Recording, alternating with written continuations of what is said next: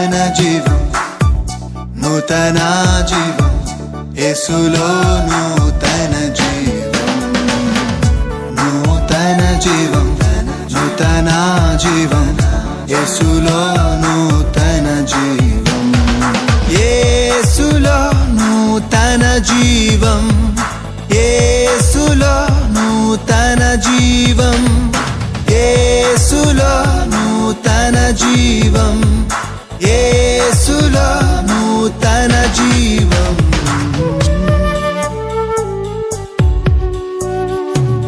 నూతన జీవం, నూతన జీవం, యేసులో నూతన జీవం, నూతన జీవం, నూతన జీవం, యేసులో నూతన జీవం, యేసులో నూతన జీవం. Praise the Lord. Greetings to you all in the precious name of our Lord Jesus Christ.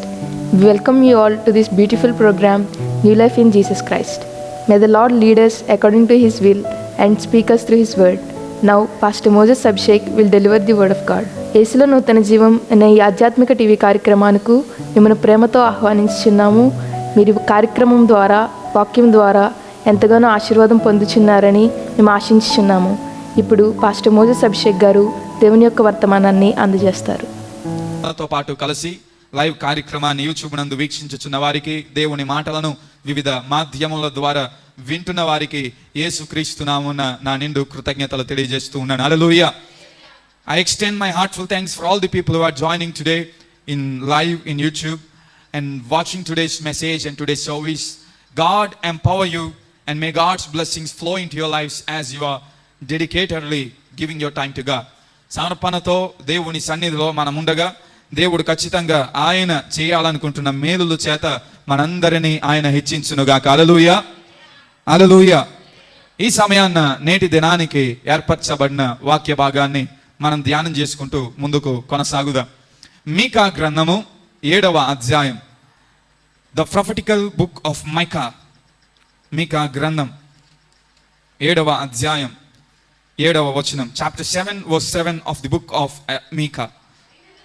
అయినను యెహోవా కొరకు నేను ఎదురు చూచెదను, రక్షణ కర్తవగు నా దేవుని కొరకు నేను కనిపెట్టియుందును, నా దేవుడు నా ప్రార్థన ఆలకించును. హల్లెలూయా, హల్లెలూయా. Book of Micah, Micah. ఈ మీకా గ్రంథం ఒక ప్రత్యేకమైన స్థానాన్ని సంపాదించుకున్న గ్రంథం. ఎందుకంటే యెషయా భక్తుడు, హోషియా భక్తుడు ఏ కాలములో అయితే వారు పరిచర్య చేసి ఉన్నారో అదే కాలంలో పరిచర్య చేసిన వ్యక్తి ఎవరు అంటే ఈ మీకా అనబడుచున్న వ్యక్తి. అయితే మీకా అనబడుచున్న వ్యక్తి తన యొక్క భక్తిని బట్టి దేవుని యొక్క పిలుపును పొందుకొని 25 సంవత్సరాలు దేవుని యొక్క మాటలను ఇజ్రాయేలు ప్రజలకు ప్రకటించిన వానిగా మీకా భక్తుడు చరిత్రలో ఉండి ఉన్నాడు. హల్లెలూయా. ఇతన్ని కొంతమంది 7వ శతాబ్దపు ప్రవక్త అంటారు, కొంతమంది 8వ శతాబ్దపు ప్రవక్త అంటారు. అంటే ఇంచుమించు 8వ శతాబ్దం ముగింపబడుతూ 7వ శతాబ్దం ప్రారంభమవుతున్న 2 శతాబ్ద కాలములకు చెందిన వ్యక్తి మీకా అనబడుచున్న వ్యక్తి. ఈ మీకా భక్తుడు ఆహాజు రాజు పరిపాలన కాలంలో, హిజ్కియా రాజు పరిపాలన కాలంలో దేవుని యొక్క మాటలను ఇజ్రాయేలీలకు, యూదయా దేశానికి ప్రకటించిన వానిగా మీకా భక్తుడు ఉండడం ఒక అద్భుతమైన విషయం. మీకా భక్తుని యొక్క సందేశాల్లో ప్రప్రదమైన విషయం ఏంటంటే, ఇజ్రాయేలీలారా, ఎప్పుడు మనం 8వ శతాబ్దపు ప్రవక్తలైన 7వ శతాబ్దపు ప్రవక్తల గురించి ఆలోచించిన వారి యొక్క ఉద్దేశం, దేవుడు వారి ద్వారా మాట్లాడాలనుకుంటున్న మాటలు ఎప్పుడు ఒకే రీతిగా ఉంటాయి. గ్రంథాలన్నింటిలో ద థీమ్, ఉద్దేశం ఒకటే వస్తుంది. ఏంటంటే దేవుడు మిమ్ములను తన యొద్దకు రమ్మంటున్నాడు. రావకపోతే మీ మీదకి ఏమొస్తుందంటే దేవుని యొక్క శిక్ష వస్తుంది. కనుక మీ పాపములను విడిచి మీ యొక్క అతిక్రమములను మాని నా యొద్దకు మీరు మరలు కొనండి అని దేవుడు చెప్పాలనుకుంటున్న మాటలను 8వ శతాబ్దం 7వ శతాబ్దం ప్రవక్తలు చెప్పుచు ఇప్పటికైనా దేవుని దరికి చేరి క్షమాపణను పొందుకొనండి అనే సందేశాన్ని చెబుతున్నవారు ఈ యొక్క మీకా, యెషయి, అంతేకాకుండా హోషేయ, ఆమోసు భక్తుల యొక్క సందేశం. అదే రీతిగా ఇక్కడ ఈ మీకా భక్తుడు కూడా ఆయన కొన్ని ప్రాముఖ్యమైన మాటలు ఈ గ్రంథంలో తెలియజేస్తూ ఉన్నాడు. హల్లెలూయా. మనం చదివిన అధ్యాయం 7వ అధ్యాయం 7వ వచనంలో మనం గమనించినట్లయితే భక్తుడైన మీకా గారు ఆయన ఇటు రీతిగా ఆ మాటలు సెలవిస్తున్నారు. Micah starts like this saying his words in chapter 7:7. అయినను యెహోవా కొరకు నేను ఎదురు చూచెదను అంటూ ఉన్నాడు. Even though I will wait upon the lord.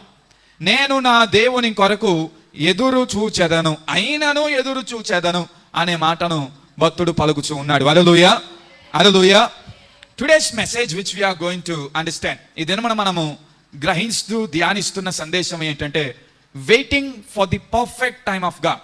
దేవుని యొక్క సరి అయిన సమయం కొరకు ఎదురు చూచుట, ఎదురు చూచుట, ఎదురు చూచుట. చాలా కాలముల క్రితం మనుషులలో ఓర్పు, సహనము, ఎదురు చూడడానికి ఉండవలసిన లక్షణాలు ఉండేవి.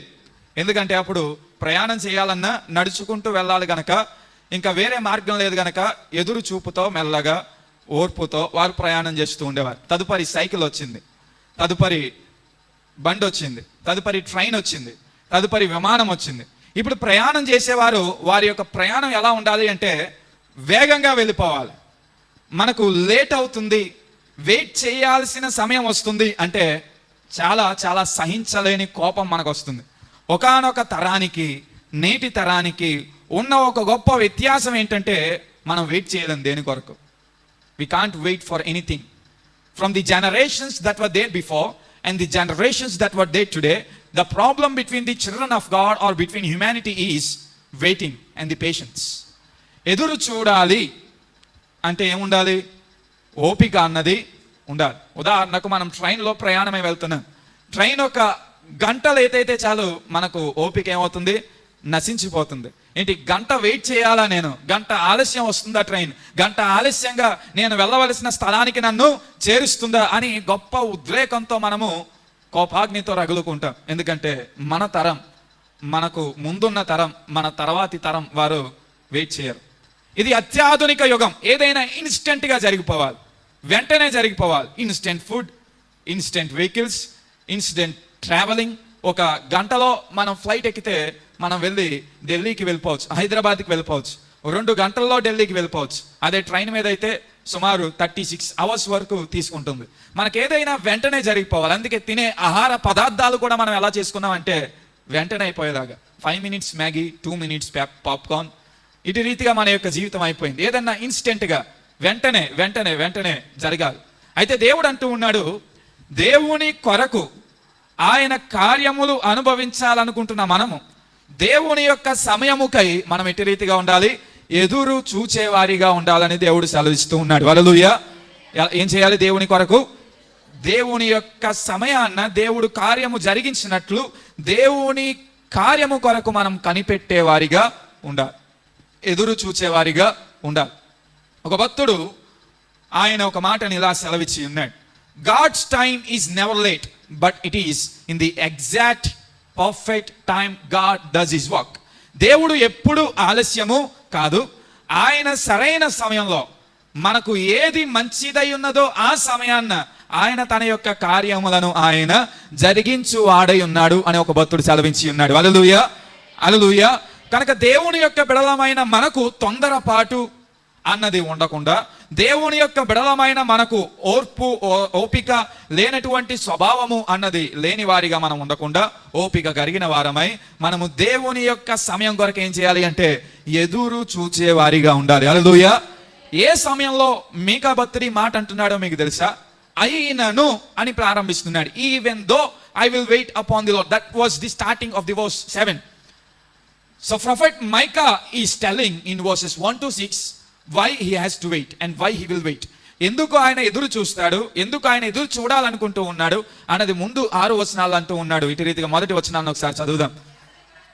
వేసవి కాలపు పండ్లను ఏరు కొనిన తర్వాత ద్రాక్ష పండ్ల పరిగే ఏరు కొనిన తర్వాతను ఎలాగ ఉండునో నా స్థితి అలాగే ఉన్నది. ద్రాక్ష పండ్ల గెల ఒక్కటియు లేకపోయినను నా ప్రాణమున ఇష్టమైన ఒక్క కొత్త అంజూరపు పండైనను లేకపోయానంటూ ఉన్నాడు. ఏ స్థితిలో ఉండి కూడా నేనైతే అయినను నేను ఎదురు చూస్తాను అంటున్నాడు అంటున్నాడు ద్రాక్ష పండు ఒకటి కూడా లేదట, తనకిష్టమైన అంజూరపు పండు ఒకటి కూడా లేదట, వేసవి కాలములో కింద పడిపోయిన పళ్ళు ఆఖరికి ఏరుకుందామంటే అవి కూడా లేవట. ఏమీ లేని స్థితిలో ఉన్నాడు. చెట్టుకి పండిన ఫలాలు తీసుకొని భుజించడం వేరే స్థితి, కనీసం కింద పడిపోయినవి ఏరుకొని భుజించాలనుకున్నవి కూడా దక్కని స్థితిలోనికి భక్తుడు ఉండంటున్నాడు. అయినప్పటికీ నేను నా దేవుని మీద ఏం చేస్తాను, విశ్వాసం ఉంచి ఎదురు చూచు వాడనై ఉన్నాను అంటూ ఉన్నాడు. హల్లెలూయా, హల్లెలూయా. అంటే మన యొక్క జీవితంలో మనం ఏ పరిస్థితుల్లోనైనా దేవుని మీద విశ్వాసం ఉంచి మనం ఎదురు చూచే వారిగా ఉండాలి అని భక్తుడు సెలవిస్తూ ఉన్నాడు. హల్లెలూయా. చాలాసార్లు మన యొక్క జీవితంలో మనం అనుకున్నది జరగడం లేనప్పుడు, మనం కోరుకుంటున్నది దక్కలేనప్పుడు మనం ఎదురు చూడడం మానేసి విసుక్కు చెందుతుంటాం. we will get fed up when we are not receiving what we want and what we desire. ఎందుకు? చిన్నపిల్లలు ఉన్నారు. చిన్నపిల్లలు మనల్ని ఏదన్నా అడిగినప్పుడు తల్లి ఇప్పుడు కాదు తర్వాత కొనిస్తానంటే ఎంత మారం చేస్తారు, గోలగోల చేసి పరిచేస్తారు. తర్వాత అనే మాట ఉపయోగిస్తే, ఇప్పుడు కాదు తర్వాత చూద్దామంటే లేదు, ఇప్పుడే అది నాకు కావాలంటారు. భక్తుడు అంటున్నాడు ఆయనకు కనీసం ఇప్పుడు కాకపోయినా కింద పడిపోయినవన్నా దొరకాలనుకుంటే అవి కూడా ఏం చేయడం లేదు, ఆయనకు దొరకడం లేదట. అయినప్పటికీ నేనేం చేస్తాను, నా దేవుని కొరకు, నా దేవుని యొక్క క్రియల కొరకు నేను ఎదురు చూస్తాను అంటూ ఉన్నాడు. హల్లెలూయా, హల్లెలూయా. మన యొక్క జీవితాన్ని మనం నేర్చుకోవలసిన క్రైస్తవులుగా ఒక పాఠం ఏదైనా ఉన్నది అంటే దేవుని యొక్క సమయము కొరకు ఎదురు చూడడం. ఏమీ లేని స్థితిలో ఉన్నాను, మన పరిస్థితులు మన ఊహకు మించినవిగా మన చేతుల నుంచి చేజారిపోతూ ఉన్నాను. దైవ సమయము కొరకు మనం కనిపెట్టినచో దేవుని యొక్క సంకల్పమును దేవుడు మన యొక్క జీవితమును ఆయన నెరవేర్చి మనను ఉన్నతమైన స్థానమునకు నడిపించే వానిగా దేవుడు ఉంటాడు. హల్లెలూయా, హల్లెలూయా, హల్లెలూయా. కనుక దేవుని యొక్క సమయం కొరకు మనం ఏం చేయాలి, ఎదురు చూడాలి. ఇజ్రాయేలీలందరూ 400 సంవత్సరాలు వారు ఐగుప్తి బానిసత్వంలో దేవుని యొక్క విడుదల కొరకు ఏం చేసి ఉన్నారట, ఎదురు చూసి ఉన్నారు. ఎన్ని సంవత్సరాలు? 400 పై సంవత్సరాలు, 400+ years. అంటే ఎంత ఓపిక వారికి కావాలి. వారు ఎదురు చూచుచు ఉండగా దేవుడు సరైన సమయాన్ని వారిని ఏం చేసి ఉన్నాడంటే బానిసత్వము నుంచి ఆయన విడిపించి దీవెనకరమైన స్థితిలోనికి ఆయన నడిపించి ఉన్నాడు. హల్లెలూయా, హల్లెలూయా. కనుక వారి యొద్ద క్షేమము లేనప్పటికీ, వారి యొక్క జీవితంలో మేలులు లేనప్పటికీ, బానిసలుగా ఒక భయంకరమైన దుస్థితిలో వారు ఉన్నప్పటికీ 400 సంవత్సరాలు వారు ఎదురు చూచారు దేవుని యొక్క క్రియ కొరకు. ఏమీ లేకపోయినను, చాకరీ చేస్తూ ఉన్నను వారు ఎదురు చూచారు. అప్పుడు దేవుడు ఆయన సమయమునందు ఇజ్రాయేలీయుల యొక్క జీవితంలో ఆయన విడుదల విమోచన కార్యాన్ని ఆయన చేపట్టి ఉన్నాడు. హల్లెలూయా, హల్లెలూయా. ఇంకా చెప్పాలి అంటే మోషే చాలా సార్లు ఫరో దగ్గరికి వెళ్ళాడు, 10 సార్లు వెళ్ళాడు. 10 సార్లు వెళ్ళినప్పుడు కూడా దేవుడు ఏ క్రియను ఆయన చేయలేదు. దేవుడు ఇశ్రాయేలీయులకు విమోచన అన్నది ఇవ్వలేదు. చివరిసారిగా ఎప్పుడైతే వెళ్ళాడో అప్పుడే దేవుడు ఏం చేశాడంటే ఇశ్రాయేలీయులందరినీ ఐగుప్తు నుంచి కానాను దేశమునకు నడిపించి ఉన్నాడు. దేవునికి ఆయన నిర్ణయించిన, ఆయన కోరుకుంటున్న సరైన పరిపూర్ణమైన సమయం ఉన్నది. ఆ సమయాన్ని ఆయన మనల్ని ఖచ్చితంగా నడిపించినప్పుడు మన యొక్క విజయాన్ని, మన యొక్క ఆశీర్వాదాన్ని ఎవ్వరు అడ్డుకోక, ఎవ్వరు ఆప్ చేయక ఆ దీవెనలను మనం కైవసం చేసుకునే రీతిగా ఆయన సమయాన్ని నిర్ణయించి ఉన్నాడు. హల్లెలూయా, హల్లెలూయా. కనుక ఆయన సమయం కొరకు వీ హ్యావ్ టు వెయిట్.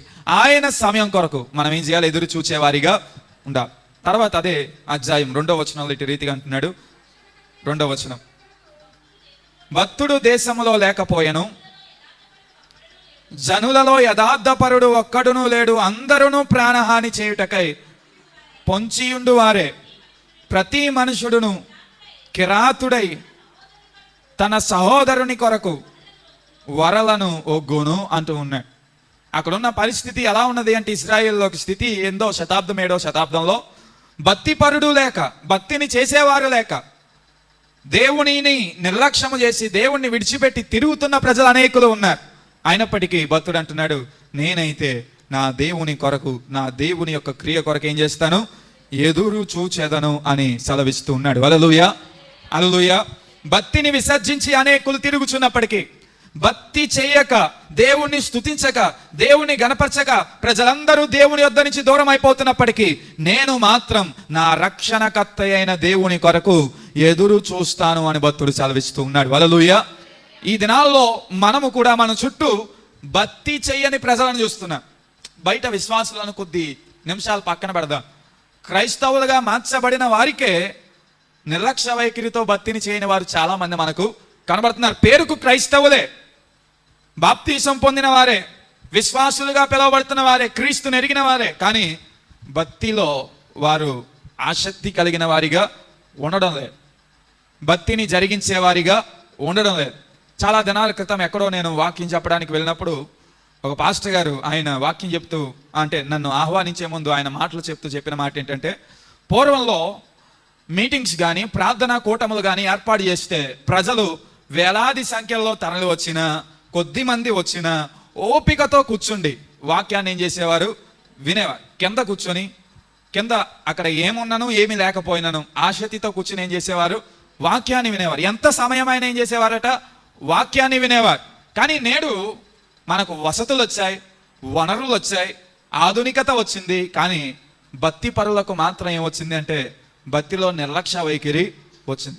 ఒకానొక సమయమున ఎంత సమయమునైనా మందిరంలో కూర్చునే వారు ఇప్పుడు ఒక గంట కూర్చుంటే మనకు మళ్ళా ఏమొస్తుందంటే వేరే ఆలోచనలు వస్తాయి, నీరసం వస్తుంది, మనం ఉండగలమా అనే ఆవేదన మనలో పుడుతుంది.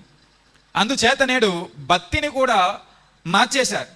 ఉపవాస ప్రార్థనలు అంటే ఒకానొక సమయంలో కొన్ని సంఘాలలో ఇప్పటికి కూడా తెల్లవారుజామున, ఉదయాన్న, మళ్ళీ రాత్ర, మళ్ళీ తెల్లవారుజామున, మళ్ళీ ఉదయం, తెల్లవారుజామున 4 నుంచి 6 వరకు, మళ్ళీ 10 నుంచి 2 గంటల వరకు, మళ్ళీ సాయంత్రం 7 నుంచి 11, 12 గంటల వరకు. కానీ ఇప్పుడు మార్చబడ్డాయి సందర్భాలు.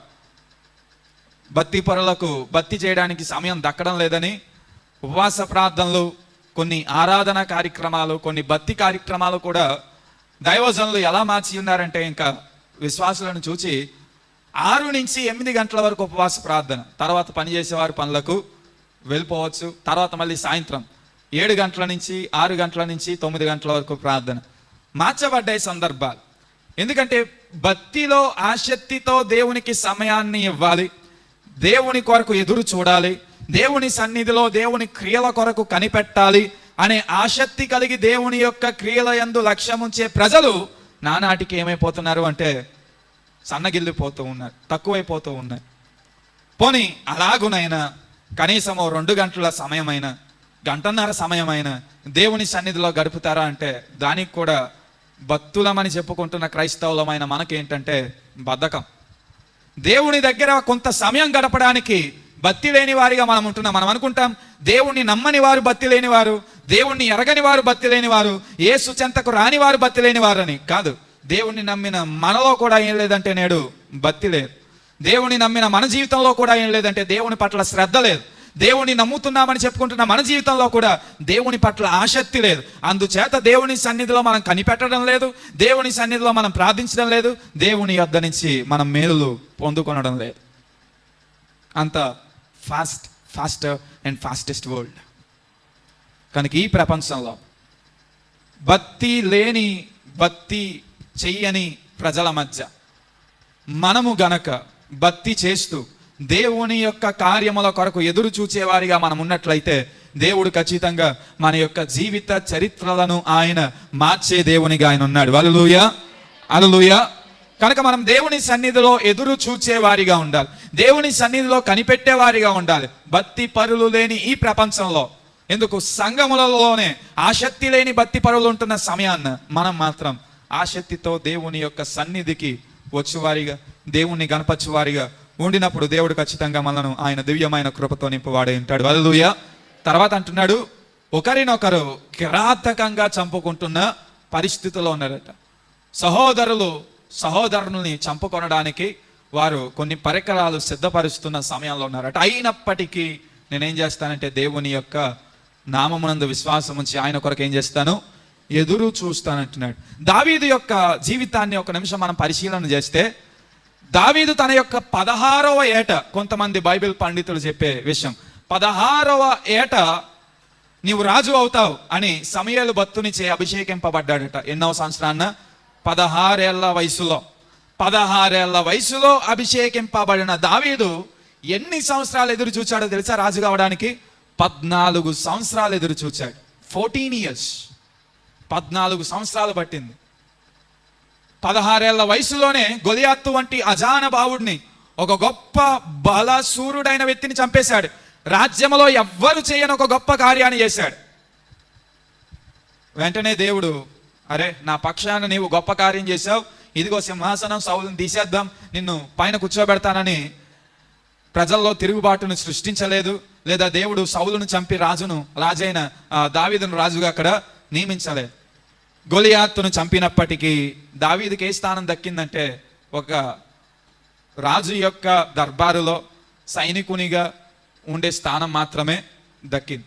రాజు అవ్వలేదు. అభిషేకం ఉన్నది, రాజు అవుతాడనే వాగ్దానం ఉన్నది, కానీ రాజు అవ్వలేదు. గొలియాతును చంపిన ప్రజలందరూ దావీదు యుద్ధాలకు వెళ్ళి యుద్ధాల్లో అనేకులను వచ్చి చంపుతుంటే దావీదు మహారాజు 10,000 మందిని చంపాడు, సౌలు రాజు 1000 మందినే చంపాడు అని పాడుచున్న, గణపరచుచు ఉన్న, అప్పటికి కూడా దావీదు రాజుగా అవ్వలేదు. 14 ఏళ్ళు పట్టింది.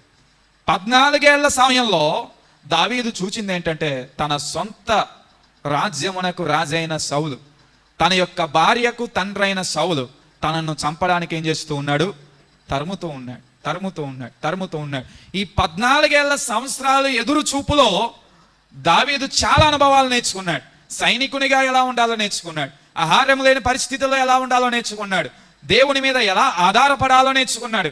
ఎడారిలో ఎలా బ్రతకాలో నేర్చుకున్నాడు. ఇంకా చెప్పాలంటే తన యొక్క రాజ్యం ఎంతటి వైశాల్యము కలిగినది, తన రాజ్యము చుట్టూ ఉన్న శత్రువులు ఎవరు, తన రాజ్యము చుట్టూ ఉన్న దేశాలు ఎవరు, తన రాజ్యంలో ఎవరు ఉన్నారు, ఎటువంటి వారు ఉన్నారు అన్నదంతా ఈ 14 ఏళ్ల వయసులో దావీదు ఏం చేసుకోనగలిగి ఉన్నాడు? తెలుసుకొనగలిగి ఉన్నాడు, నేర్చుకొనగలిగి ఉన్నాడు. The 14 years of waiting period of David to become as a king were not in vain. మనం అనుకుంటాం దావీదు 14 సంవత్సరాలు ఎదురు చూచాడు కదా, వ్యర్థంగా గడిపాడు, రాజు అవ్వలేదు, 16 సంవత్సరాల్లోనే రాజు అయిపోతే బాగుండు. యోషయ 8 ఏళ్ల వయసుకే రాజు అయ్యాడు. ఐ థింక్ 8 ఏళ్ల వయసుకే. దావీదు కూడా 16 ఏళ్ల వయసుకే రాజు అయిపోతే బాగుండు అనుకునవచ్చు. కానీ 14 సంవత్సరాలలో దేవుడు దావీదుకు నేర్పించాలనుకుంటున్న పాఠములన్నీ ఏం చేశాడు? నేర్పించాడు. ఏ పరిస్థితుల్లోనైనా దేవుని మీద ఆధారపడడం నేర్పించాడు. దేవుని యొక్క క్రియ కొరకు ఎదురు చూడడం నేర్పించాడు. అందుచేతనే David's Kingdom, David's rain on those days were called as golden era. బంగారము వంటి పరిపాలన దావీదు మహారాజు ఇచ్చి ఉన్నాడు అని కొంతమంది చరిత్రకారులు చెబుతూ ఉంటారు. హల్లెలూయా. ఒక బంగారపు వంటి పరిపాలన చేసిన రాజు దావీదు మహారాజు. ఎందుకంటే దావీదు మహారాజు 14 సంవత్సరాలు ఎదురు చూచాడు. అనేకులు చంపడానికి ప్రయత్నం చేశారు. కన్న కొడుకు కూడా అబ్షాలోము చంపడానికి ప్రయత్నం చేశాడు. ఈ అన్ని అనుభవాల్లో నుంచి దావీదు నేర్చుకున్నది ఏంటంటే, దేవుని మీద ఆధారపడ్డం, ఎదురు చూచాడు. ప్రపంచంలో పరిపాలన చేసిన రాజులందరి యొక్క పరిపాలన కంటే ఒక ఉన్నతమైన పరిపాలన ఇచ్చి దేవుని యొక్క హృదయానుసారునిగా పిలువబడిన వ్యక్తిగా మార్చబడ్డాడు దావీదు మహారాజు. హల్లెలూయా. మనలను కూడా సాతాను తరుముచున్నప్పుడు దావీదును సౌలును తరిమినట్లు సాతాను మన వెంట వచ్చి మనల్ని పతనం చేయడానికి, మనల్ని నాశనం చేయడానికి, అపవాది మన యొక్క జీవితంలో వివిధ సమస్యల చేత, వివిధ శోధనల చేత మన జీవితానికి, మన ఆశీర్వాదానికి అంతము పలకడానికి చూస్తూ ఉన్నప్పుడు మనం అనుకొనవచ్చు, అయిపోయింది మొత్తం, ఇక ఏది జరగదని. కానీ దావీదు వలె దేవుని మీద ఆధారపడాలి. దావీదు వలె దేవుని కొరకు ఎదురు చూడండి. మనం ఎదురు చూస్తూ మన యొక్క జీవితంలో అనేకమైన అపాయములు వస్తున్నప్పటికీ కూడా దేవుని మీద ఆధారపడినప్పుడు వాగ్దానం చేసిన దేవుడు సరైన సమయాన్న ఆయన యొక్క వాగ్దానం మన జీవితంలో ఆయన నెరవేర్చువాడై ఉంటాడు. హల్లెలూయా. నేను అనుకుంటాను 16 ఏళ్ల వయసుకే దావీదుకు గనక దేవుడు రాజుగా అభిషేకం ఇచ్చిన వెంటనే దావీదును రాజ్య సింహాసనం మీద కూర్చోబెడితే దావీదు కొద్ది రోజుల తర్వాత తన యొక్క సింహాసనమును కోల్పోయేవానిగా ఉంటాడు. ఎందుకంటే దావీదు ఒంటరివాడు. కానీ సౌలు యొక్క కుమారునికి, సౌలుకి రాజ్యమంతా వాళ్ళ వెంట ఉన్నది. దావీదుకు ఉన్న జ్ఞానం తక్కువ. దేవుడు కార్యం చేస్తాడు, కానీ దావీదుకున్న సహజ జ్ఞానం తక్కువ, దావీదుకున్న తలాంతులు తక్కువ, దావీదుకున్న యుద్ధ నైపుణ్యత తక్కువ, దావీదుకి తన యొక్క రాజ్యము గురించిన తెలిసిన విషయాలు తక్కువ, దావీదు యొక్క జీవితంలో ఉన్న అనుభవాలు తక్కువ. ఇవన్నీ నేర్పించడానికి దేవుడు కొంచెం సమయాన్ని ఏం చేశాడంటే ఆయన దావీదు కొరకు అలా వేచి చూడమని పెట్టి ఉన్నాడు. వాగ్దానం చేసినప్పటికీ దావీదు అలా వేచి చూస్తూ ఎదురు చూస్తున్నప్పుడు దేవుడు సరైన సమయాన్ని దావీదును రాజుగా చేశాడు. మనలను కూడా దేవుడు బలవంతులుగా చేసినప్పుడు, మనలను కూడా దేవుడు సరైన స్థానంలో ఉండేవారిగా చేసినప్పుడు మాత్రమే ఆయన మనకు తన యొక్క ఆశీర్వాదాన్ని అనుగ్రహించేవానిగా ఉంటాడు. హల్లెలూయా, హల్లెలూయా. మీకు ఇంకా అర్థం అవడానికి ఒక మాట చెప్తాను. మనము 8 ఏళ్ల వయసులో ఉన్న పాపకో బాబుకో బండినిచ్చి నడపమని చెప్తామా? నడపం. ఎందుకంటే అది ఇంకా వాళ్ళకి వయసు కాదు. వారికి చిన్నప్పుడు ఆశ ఉన్నది బండిని నడపాలని. వారు అడిగారు మనల్ని, మనం అన్నాం అలాగే నాన్న నేను ఇస్తాను, నడుపుతూ కానీ నువ్వు ఇంకా కొంచెం ఎదగాలి, అప్పుడు ఖచ్చితంగా నీకేం చేస్తాను, నేను బండిని ఇస్తాను, బండిని కొనిస్తాను, లేదా బండిని నడిపేవాడిగా నేను చేస్తానంటాం. కానీ ఎప్పుడు అది చేస్తాం? వారు దాన్ని ఉపయోగించుకునే వయసుకు వచ్చినప్పుడే వారికి ఏం చేస్తాం? ఆ యొక్క వస్తువుని వారికి ఏం చేస్తాం? అప్పగిస్తాం. అప్పటి వరకు వారిలో ఆసక్తి ఉన్న, మనం వారికి మాట ఇచ్చిన, వారికి దాన్ని ఉపయోగించే సత్తా వచ్చే వరకు వారికి ఆ యొక్క వస్తువుని మనం ఏం చేయము? ఇవ్వం. దేవుడు కూడా మన జీవితంలో అనేకమైన మేలులు చేయాలని చూస్తూ ఉన్నప్పటికీ, మనము కూడా దేవుని యొద్ద నుంచి అనేకమైన మేలులు పొందుకోవాలని ప్రార్థిస్తున్నప్పటికీ, ఆ మేలును ఉపయోగించుకునే సత్తా మనలో ఉండే వరకు, ఆ కార్యాన్ని ఉపయోగకరంగా మార్చుకునే దమ్ము మనలో ఉండే వరకు, దేవుని యొద్ద నుంచి వస్తున్న దీవెనను దీవెనగా ఉపయోగించుకునే ఆలోచన, ఆ ఎదుగుదల మనకు వచ్చే వరకు దేవుడు ఏం చేస్తాడంటే ఎదురు చూడమంటాడు. ఎప్పుడైతే మనలను దేవుడు ఆ ఆశీర్వాదాన్ని ఉపయోగించుకునే సమయానికి మనం వచ్చి ఉన్నామని తలస్తాడో, అప్పుడు ఖచ్చితంగా ఆయన మనకేం చేస్తాడంటే ఆయన చేసిన వాగ్దానమును మన జీవితంలో ఆయన నెరవేర్చువాడై ఉన్నాడు. హల్లెలూయా. కనుక దేవుని యొక్క సమయం కొరకు మనం ఏం చేయాలి? ఎదురు చూడాలి. షెల్లీ గడిచిన 2 వారాల క్రితం, షెల్లీ క్రిస్టియన్ మీకు తెలుసు, నేవీలో జాబ్ వచ్చి కాలింగ్ లెటర్ వచ్చింది. షీ హ్యాస్ టు గో, తను వెళ్ళిపోవాలి. అయితే ఫస్ట్ వచ్చింది కాల్ లెటర్ ఎక్కడికంటే సింగపూర్కి వచ్చింది.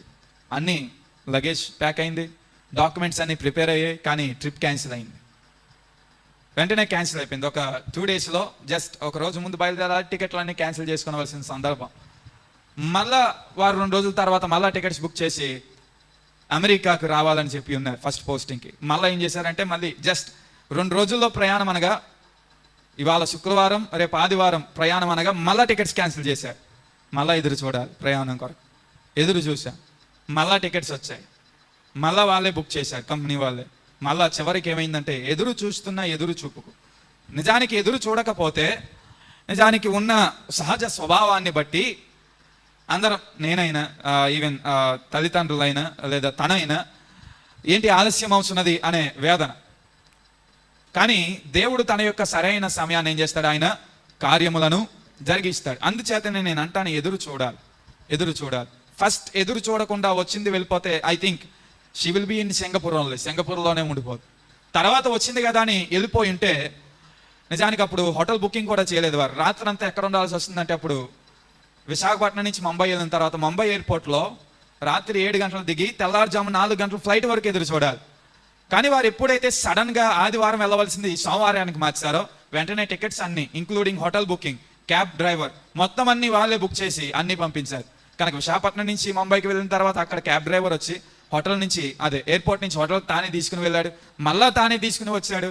తర్వాత అక్కడి నుంచి ఖత్తర్కి వెళ్ళింది, ఖత్తర్ నుంచి శాన్ ఫ్రాన్సిస్కో వెళ్ళింది, శాన్ ఫ్రాన్సిస్కోలో మళ్ళీ వాళ్ళు రిసీవ్ చేసుకొని పోర్టుకి తీసుకుని వెళ్ళారు. అందుచేత దేవుని కొరకు మనం ఎదురు చూస్తే, దేవుని సమయం కొరకు మనం కనిపెడితే, దేవుడు మనం ఊహించిన దానికంటే ఘనమైన కార్యములు ఆయన చేయువాడిగా ఉంటాడు. హల్లెలూయా. కనుక తొందరపడకండి. మీ జీవితంలో మేలులు ఆలస్యం అవుతున్నాయని, దీవెనలు ఆలస్యం అవుతున్నాయని మీరు ఓపిక నశించిపోయే వారిగా ఉండకండి.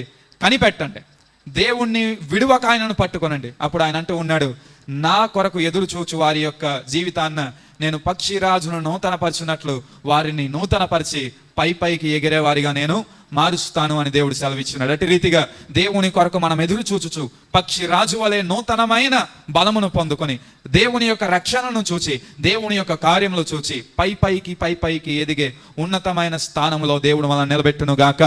ఆమేన్. Praise the Lord. Dear friends, to watch more sermons and worship songs, Please subscribe to our YouTube channel Moses Abhishek, MOSES ABHISHEK, and follow us on Facebook and Instagram @Moses Abhishek Tanity. ప్రియులారా, మరిన్ని సందేశములు మీరు ఆలకించడానికి, మరిన్ని దేవుని యొక్క పాటలు వినడానికి Moses Abhishek అనే YouTube ఛానల్ని సబ్స్క్రైబ్ చేసుకునండి. అలాగే ఫేస్బుక్లోను ఇన్స్టాగ్రామ్లోను మోసెస్ అభిషేక్ తానేటి అనే మన యొక్క ఛానల్ని ఫాలో అవ్వండి. దేవుడు మిమ్మల్ని దీవించును గాక. For your praise and support, our address, Pastor T. Moses Abhishek, son of Reverend T. Blessing, Emmanuel Church, Baskanagar, Samalkot, Andhra Pradesh, India 533440. Our phone numbers 8883 29940. May God bless you all.